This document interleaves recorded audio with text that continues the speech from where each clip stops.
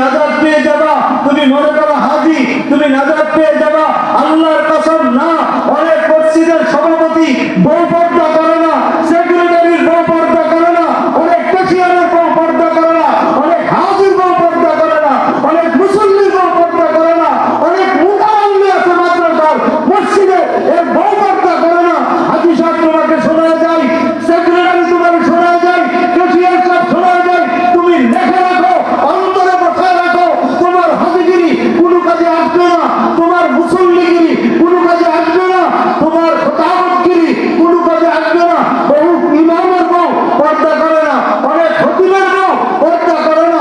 খতিব তোমাকে শোনা যায়, তোমার এই খতিবগিরি কোনো কাজে আসবে না, তোমার ইমামতিগিরি কোনো কাজে আসবে না, সেক্রেটারিত্বগিরি কোনো কাজে আসবে না, সভাপতিত্বগিরি কোনো কাজে আসবে না, ক্যাশিয়ারিত্ব কোনো কাজে আসবে না, মুসল্লিগিরি কোনো কাজে আসবে না।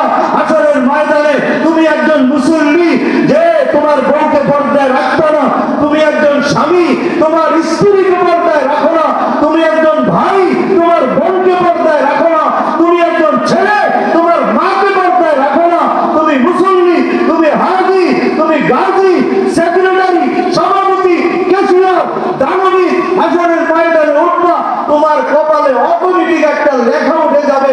সেই লেখাটার নাম হলো দায়ুস। অটোমেটিক কপালে লেখা উঠবে দায়ুস। মদিনার নবী বলেছেন, আমি